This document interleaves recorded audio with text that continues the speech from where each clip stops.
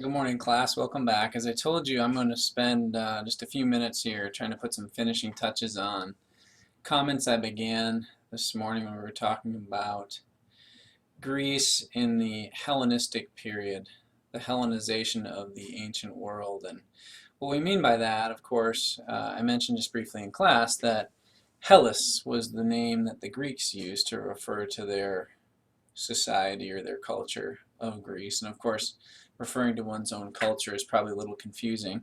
Not all Greeks would have necessarily thought, would have defined the boundaries of their culture the same way, but generally speaking, people who spoke the same language, people whose architecture was somewhat similar, people whose history they shared some of the same stories about what had happened in their past that created their identity and gave meaning to their lives in the present. And so the Hellas is not too difficult to find our root for the Hellenization or the Hellenistic era.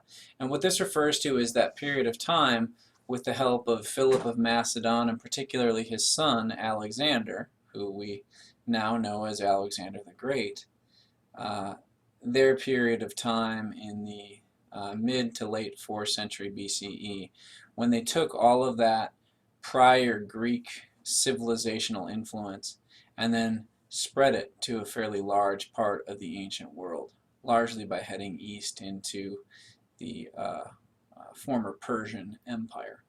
So, today our goal was to see the political, economic, and social institutions and how the Hellenistic world, meaning the spread of Greece to this large area east and south, places like Egypt and Persia and the former Mesopotamian uh, lands, are all going to now come under, at least in a superficial way, on a surface level, under Greek control.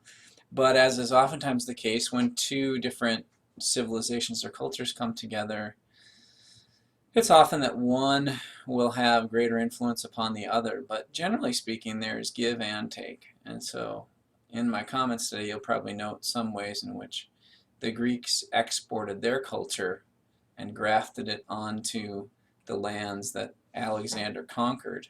But there will be other ways in which the lands that are conquered also give added character to Greek institutions and the political, economic, and social characteristics. So here we go. This is our objective, and I'm just going to click briefly through the slides that I covered in class. If you need to fix up your notes or add to them, you can do that. Philip and Alexander were largely militaristic leaders. Their real skills tended to be in their ability to conquer, to organize their armies, to accomplish rather tremendous feats. And you'll note I am soon to place a documentary, an optional documentary, if any of you want to see some of the technological breakthroughs that the Greek armies used to be successful in their conquests of the ancient world of their time. We talked about the satrapies, the Achaemenid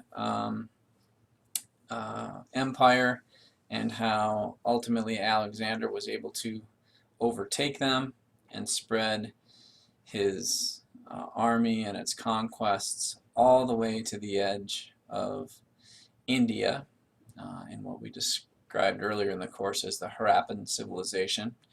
This river here, the Indus River Valley, that's as far as Alexander brought things. And he's finally going to die in 323 BCE after a short and incredibly successful military career. And what comes after that? So we talked about Hellenization, how it accomplished in the aftermath of Alexander. Three major kingdoms, empires are established. And you'll also note here the dates.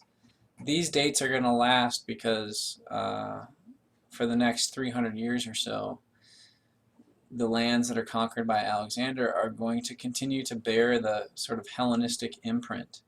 That'll change finally by the time of the Roman Empire.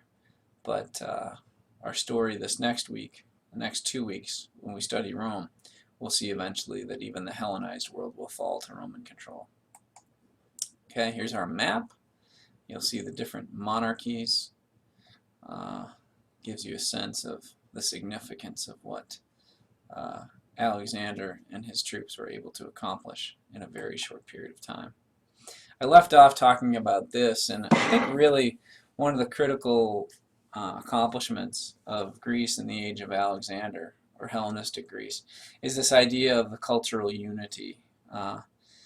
Greece had not been a very unified civilization in the time leading up to Alexander. We'll recall city-states largely determined their affairs for themselves. The people that lived in a Greek city-state could expect to have quite a bit of freedom, and they reveled in that freedom. But that freedom also kept them somewhat separate and distinct from one another. That starts to change a little bit with the Hellenization process that Greece is now finding itself in. Cities are going to bear the imprint of ancient Greek culture, ancient Greek architecture, ancient Greek politics, and the layout of an effective city, essentially. But probably more important is that cities aren't going to be quite as important in the sense that the new Hellenistic kingdoms, the empires, the Ptolemaic, the Antigonid, the Seleucid, those new empires are going to be landed empires, not just based around cities. And so in some ways cities bear the imprint of Greece, but in other ways they lose some of their significance as which they had had before. The fall of the former Persian Empire, or as I mentioned in class, the Achaemenid Empire, is going to open up tremendous opportunities for the ancient Greeks, the Greeks that Alexander essentially brought with him in his military conquests. As the Persians lose their space, as they lose their control over their former lands, that fact, coupled with the reality that the Greeks had destroyed much of the Persian cities and the Persian Empire, is going to create a real opportunity for the Greeks, their merchants, for their architects, their intellectuals, their governing class, their aristocrats, are now going to have space to move in and fill the vacuum, fill the hole, the gap that was created by the fall of the Achaemenids, the Persians. And so this has tremendous economic benefit to Greece, and of course it also is going to open up opportunities for these lands that have been conquered and destroyed to be rebuilt in ways that are a little bit more Greek than they were before. Of course, the language is now going to be spread. Greek will be spoken much more widely in those places of the former Achaemenid Empire, also in places like Egypt, Mesopotamia. Art, philosophy, and literature, the Greek language will become very important. In a moment we'll talk about the library at Alexandria and how that became a really important place. Ancient manuscripts, documents, literary works, philosophical works, scientific works are going to be copied and in some cases translated into Greek and therefore held as part of the knowledge of the Hellenistic world.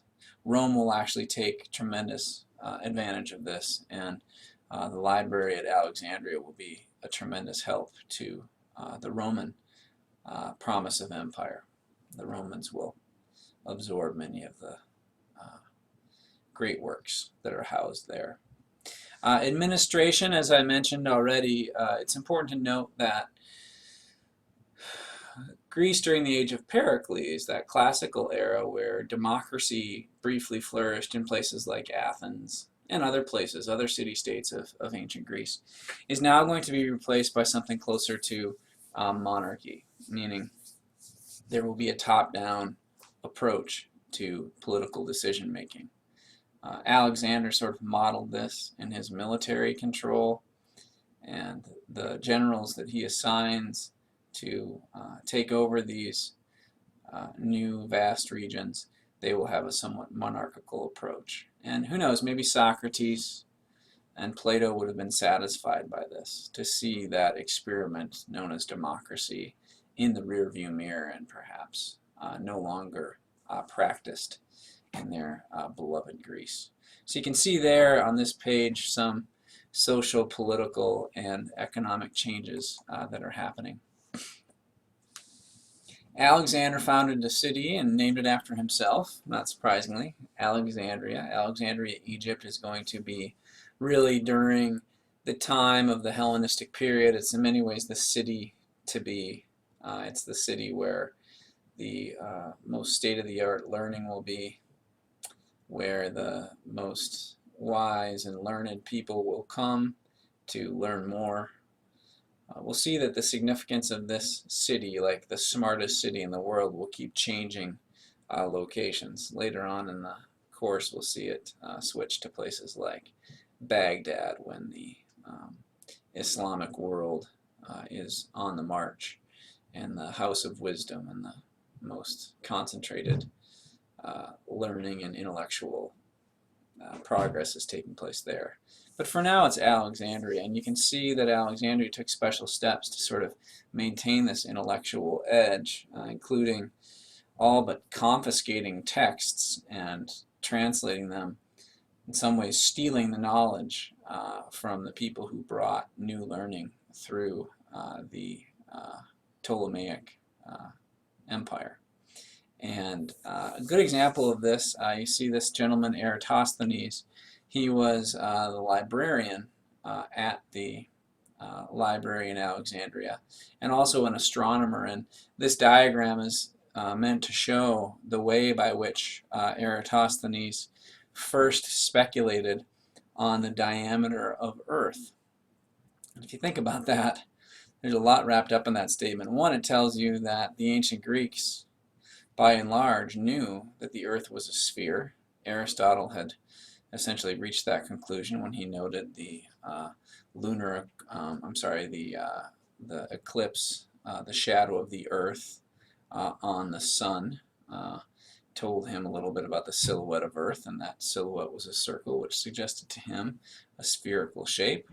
Eratosthenes is going to build on knowledge like this, and he speculates using this diagram and angles to note the diameter of Earth. And the larger story here is he noticed and had heard that in one place on Earth every June 21st, when the sun was straight overhead, it fully illuminated the well, the bottom of a well.